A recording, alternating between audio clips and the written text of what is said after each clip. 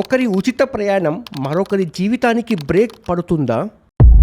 Rapido, Uber, Ola ఇవన్నీ కలిసి సగం నాకించాయి ఆటో డ్రైవర్ల జీవితాలను. మిగతా సగం ఇదిగో. ఆగస్టు 15 తర్వాత ఫ్రీ బస్. సీఎం ఇంతటితో ఆగారా? దసరా రోజున ఆటో డ్రైవర్లందరికీ వాహన మిత్ర కింద 15,000 రూపాయలు ఆర్థిక సహాయం చేస్తామని అనౌన్స్ చేస్తున్నాను. ఈ 15,000తో వీళ్ళ జీవితాలు మారిపోయాయా? ఉదాహరణకి మీరు ఒక ఆటో డ్రైవర్ అనుకుందాం. రోజుకి 500 రూపాయలు సంపాదిస్తున్నారు. మీ మీద 4 డిపెండ్ అయి ఉన్నారు. ఒక తల్లి లేకపోతే తండ్రి, భార్య, 2 పిల్లలు. ఎంత ఖర్చు అవుతుంది తెలుసా? రోజుకు 1200 తోలుతాం సార్. రోజుకు 1200 తోలుతాం స్కీముకు ముందు. దాంట్లో ఖర్చు ఆటో అద్దె 300 రూపాయలు, గ్యాస్ 200 రూపాయలు, టూటీ ఆయిల్ 50 రూపాయలు, మొత్తం 550 రూపాయలు రోజు ఖర్చు అవుద్ది. ఇది పోంగా 1200లో రోజుకు 650 మిగిలిద్ది. 650 ఇంటికి 550 తీసుకెళ్తాం. 550 రూపాయలు ఇంటికి తీసుకెళ్తున్నాం. ఇప్పుడు ఈ స్కీమ్ వచ్చిన కాడి నుంచి రోజుకి 500, 600 తోలటమే గగనం అయిపోయింది. రోజుకి 500, 600 తోలటమే గగనం అయిపోయింది. 50% తగ్గిపోయింది. ఉదయం 2-3 ఈ 550 రూపాయలు ఇంటికి తీసుకెళ్తే ఇంకా పాలు 40 రూపాయలు, కూరగాయలు 30 రూపాయలు, స్కూల్కి ఒక 500, మెడికల్ నెలకు 200. అంటే మెడికల్కి రోజుకి 500 అంటే రోజు 5-6 వేల రూపాయలు ఖర్చు అయిపోతుంది. అంటే షుగర్ గిగర్ అంతా ఉంటాయి కాబట్టి. స్కూల్లోకి 500 రూపాయలు నెలకి ఒక పిల్లలు ఉంటే. అంటే ఇప్పుడు ఏంటి, ఇప్పుడు ఏమంటున్నాను ఇవన్నీ ఖర్చు పోగా మాకేం ఉండట్లేదు. నెలకు వచ్చేసరికి 5 రూపాయలు, 6 రూపాయలు వడ్డీలో తీసుకొచ్చి 3 రూపాయలు, 4 రూపాయలు వడ్డీలో తీసుకొచ్చి ఇల్లుకి జీవనం గడపాల్సి వస్తుంది. దీనివల్ల మేము అప్పులు పాలైపోయి ఆత్మహత్యలు చేసుకోవాలి పరిస్థితి వచ్చేస్తుంది ఆటో వాళ్ళకి. విశాఖపట్నంలోని 6వ పోలీస్ స్టేషన్ పరిధిలో ఒక డ్రైవర్ మొత్తం ఈ ఫైనాన్షియల్స్ యొక్క వేధింపులు భరించలేక ఆత్మహత్య చేసుకున్నాడు. దానికి సంబంధించిన ఎఫ్ఐఆర్ కాపీ ఇది. 100 రూపాయలు ఉన్నటువంటి జరిమానాని ఇవాళ 5,000 నుంచి 10,000 రూపాయల దాకా జరిమానాలు పెంచుతున్నారు. దీనివల్ల ఆటో కార్మికులు పెట్రోల్ రాలిపోయినట్టు రాలిపోతా ఉన్నారు. వితౌట్ పర్మిట్ ఆటో తోలితే ఎంత ఫైన్ వేస్తున్నా తెలుసా? 10,000 రూపాయలు. రండి బెజవాడ బస్ స్టాండ్కి వెళ్దాము. నన్ను చూడంగానే వాళ్ళందరూ చుట్టుముట్టేశారు. ఇది ఇలా ఉంటే ఈ ఓబర్ ఒకటి, ర్యాపిడో ఒకటి, ఈ ఓలా ఇవి వచ్చి మాకు ఇంకా ఇబ్బంది పడుతున్నాయి. ఫోన్ ప్లేట్ మీద తోలుకుంటున్నారు, జాబులు చేసుకుంటున్నారు, డబ్బులు సంపాదించారు. వాళ్ళు రోజు 1500 సంపాదిస్తారు. ఇంకా మేమేం తోలుకోవాలి? వాళ్ళు జాబులకి వెళ్ళి వస్తా ఎక్కించుకొని వెళ్తాం, మళ్ళీ జాబులకి వెళ్తా ఎక్కించుకొని వెళ్ళేసి వాళ్ళు అలా తీసుకెళ్ళిపోతున్నారు. ఇంకా మా కిరాయిలు అనేవి ఏముంటున్నాయి? వాళ్ళు భార్య పిల్లలు బాగున్నారు, మా భార్య పిల్లలు రోడ్డు మీద పడి ఇది ఎంతవరకు కట్టం. బస్సుల వల్ల సగం నష్టం వచ్చేసింది. వీళ్ళ వల్ల జీవితాలే రోడ్డు మీద పడి. నువ్వు ఉద్యోగం చేసుకుంటున్నావు, అటే వెళ్తున్నాను కదా అనేసి నువ్వు 30 రూపాయలకి ఎక్కించి వెళ్తాం కరెక్ట్ అంటారా? ఆ రూట్లోకి వెళ్తున్నానంటే నువ్వు వాళ్ళ యాప్ ఓపెన్ చేసేసి ఇలా ఓపెన్ చేసేసి అది పెట్టుకొని 30 రూపాయలు 40 రూపాయలకి ఎక్కించుకెళ్ళి 200 రూపాయలు కిరాయిని 30 రూపాయలకి ఎక్కించుకెళ్ళిపోతే ఎవరికి నష్టం? అది మమ్మల్ని ఆదుకునేది ఎవరు? ఏ నాయకుడు ఆదుకుంటాడు? ఏ నాయకుడు చేయందిస్తాడు? మాకు అందించే వాళ్ళు ఎవరు లేరు ఇక్కడ. మేము రెక్కాడితే కానీ రొక్కలేదు. అది పరిస్థితి. చూశారు కదా వాళ్ళ బాధలు. కానీ ఇక్కడ సమాజంలో వీళ్ళ పట్ల పెద్దగా సానుభూతి ఉండదు పాపం. ఎందుకంటే వాళ్ళ ర్యాష్ డ్రైవింగు, వాళ్ళ మాట తీరు దురుసుగా ఉండటము, దీనివల్ల వాళ్ళ సమస్యలు చర్చించబడవు సమాజంలో. అదే ర్యాపిడో వాళ్ళు బాగా చదువుకుని కొంచెం పాష్గా మాట్లాడతారు కదా, వాళ్ళ సమస్యలు పాపం డిగ్రీ దాకా చదువుకుని ర్యాపిడో బైక్ వేసుకుంటున్నాడు అని సానుభూతి అంతా అటువైపు వెళ్ళిపోతూ ఉంది. పైగా ఆటో ప్రైసింగ్తో పోలిస్తే ఈ ర్యాపిడో బైక్ చాలా తక్కువ ప్రైస్ కాబట్టి అందరూ దాన్ని వెళ్ళిపోతున్నారు. ఈ ఆటో డ్రైవర్స్ ఏమంటున్నారు? సిటీ లిమిట్స్ వరకు ఈ ర్యాపిడోను, ఈ ఓలాను, ఊబర్ని బ్యాన్ చేయండి అంటున్నారు. అది ఎక్కడ సాధ్యమవుతుంది? ఎందుకంటే బీటెక్, ఎంబీఏ ఈ చదువుకున్న వాళ్ళు ఉద్యోగాలు లేక రాత్రిపూట డే టైంలో ఈ ర్యాపిడో నడుపుకుంటున్నారు. దీన్ని మనం మార్చలేం. మన చేతుల్లో ఏముంది? అయితే సరే, ఆటో డ్రైవర్ల పరిస్థితి ఇది.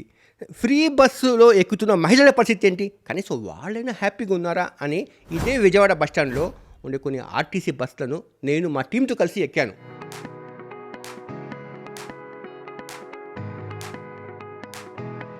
ఏంటమ్మా ఇది ఫ్రీ బస్సేనా? కాకపోతేనండి ఇప్పుడు ఛార్జీలు లేవు కదా, మాలాంటి వాళ్ళకి కొంచెం ఖర్చుల వరకు చూసుకొని వెళ్తే సరిపోతుంది. అంటే ఖర్చులు కూడా ఏమంటావా చంద్రబాబు నాయుడు? నువ్వు నిజంగా చెప్పు, ఇంతకు ముందు నువ్వు యాత్ర చేయకుండా ఉండింది, చేసాం, డబ్బు లేకపోయినా చేసాం. ఫ్రీ బస్ లేకపోయిన వల్ల నేను పోలేదంటావా? ఇంతకు ముందు వెళ్ళా, అయినా కానీ మళ్ళీ ఫ్రీ బస్ పెట్టారు కదా. ఎప్పుడో మాకు వయసు ఉన్నప్పుడు వెళ్ళాము, ఇప్పుడు కొంచెం పెద్ద అయ్యాం, ఎప్పుడో వెళ్ళాంగా, అందుకని ఇప్పుడు మళ్ళీ ఫ్రీ బస్ అని వెళ్తున్నాం. కానీ చంద్రబాబు నాయుడు ఈ పని మంచిగా చేస్తున్నారా లేదా? మాకైతే మంచి. కొందరు అంటున్నారు లేదు ఈ ఫ్రీ బస్ తీసి అలా కష్టాల్లో ఉంది ఆంధ్రప్రదేశ్ అంటున్నారు కదా. ఎప్పుడు ఆంధ్రప్రదేశ్ కష్టాల్లోనే కోరుతుంది. ఎప్పుడు పైకి తీసుకొచ్చారు. మా పెద్దవాళ్ళు మాత్రం మాకు చాలా సేఫ్టీ, మమ్మల్ని ఒక తోబుట్టు లాగా ఆదరిస్తున్నాడు ఆయన. ఇదేంటిది టీడీపీ? ఆహా లేదు, ఇది వెంకటేశ్వర స్వామిది చాలా. అది ఏం చెబుతాము, మేము పెద్దవాళ్ళం అయిపోయాము. ఆయన గుంట్లో బాగోదు, మేము దేవుళ్ళకి ఎక్కికెళ్ళాలి, మాకు ఉంటాకి ఇల్లు లేదు. మాకు మంచి చెడు చూసి ఇల్లు ఇచ్చి ఎట్లా శుభ్రంగా చూస్తే సార్ చెప్పు ఆయనకి ఇంకేమొద్దండి. ఫ్రీగా ఇల్లు ఎవరు ఇస్తారని అడుగు. ఇల్లు కూడా ఆయన ఇవ్వాలి, మరి ఆయన ఇవ్వాలి, ముసలాళ్ళని చూడాలి. సార్ ప్రభుత్వం చాలా బాగుంది సార్. మా చంద్రబాబు నాయుడు గారికి, మా పవన్ అన్నకి, లోకేష్ అన్నకి మేము ఎప్పుడు జీవితాంతం రుణపడి ఉంటాం. మా ఓటు ఎప్పుడు చంద్రబాబు నాయుడు గారికి, పవన్ కళ్యాణ్కి, లోకేష్ గారికి నా ఓటు అని నేను హామీ ఇస్తున్నాను. ఫ్రీ బస్ అయితే మాత్రం అందరూ యాక్సెప్టబుల్ కాదండి.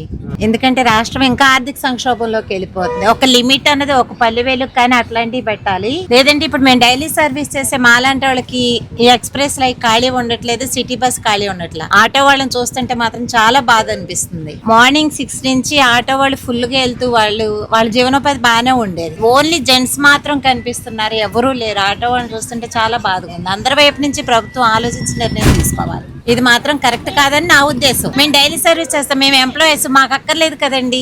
మాకు ఫ్రీ బస్ అన్నది అక్కర్లేదు. మేము టికెట్ కొట్టమన్నా కూడా కొట్టరు. జగ్గైపేటకి ఈ బస్సులు తప్పితే వేరే బస్సులు మాకు దిక్కులేదు. అందుకని ప్రభుత్వం కొంచెం ఆలోచించి ఒక లిమిట్, ఒక డిస్ట్రిక్ట్ లిమిట్ కానీ, ఈ ఎన్టీఆర్ డిస్ట్రిక్ట్ వరకు లిమిట్ కానీ, లేకపోతే బస్సుల లిమిట్ కానీ పెట్టుకోవాలి. నేను ఇదే డైరెక్ట్ చెప్తానండి. రాష్ట్రం మనందరిది, ఆయన మన రాష్ట్రాన్ని బాగు చేయడానికి వచ్చారు. నేను డైరెక్ట్ గానే చెప్తాను. నేను సీఎం గారు నన్ను వచ్చి అడిగినా నేను ఇదే మాట చెప్తాను. మన రాష్ట్రం బాగు చేయడానికి ఆయన వచ్చారు. ఇంకా సంక్షోభంలో పడిపోతుందని ఆయన అభిమానిగా నేను తెలుగుదేశమేనండి. నేను మీకు ఒక జోక్ చెప్పాలా? పెద్ద జోక్ అది, దాన్ని చెప్తా ఇప్పుడు సార్. Okay, MLA MP. బాబు నువ్వు ఎక్కడ ఎమ్మెల్యే? అమ్మ నువ్వు ఎంపీనా? కానీ ఈ 2 సీట్లలో ఎమ్మెల్యే ఎంపీ రాశారు. కానీ నా జీవిత కాలంలో ఒక్కసారి కూడా ఎమ్మెల్యేలు ఇక్కడ కూర్చొని జర్నీ చేస్తున్నట్టు నేను ఇప్పుడు దాకా చూడలే. అది ఎప్పుడు వస్తుందో. ఇక్కడ ఏం రాసి ఉంది? దివ్యాంగులు అని రాసింది. కానీ నాకు కూర్చున్నాడు చూసారా? కూర్చో. ఇది ఇక్కడ ఎలా ఉందంటే, తీర్థయాత్రకు పోవాలనుకున్న వాళ్ళు, టెంపుల్స్కి పోవాలనుకున్న వాళ్ళు మాత్రము ఈ ఫ్రీ బస్ని మాత్రం బాగా చక్కగా వాడుకుంటున్నారు. రాని వెళ్దాం.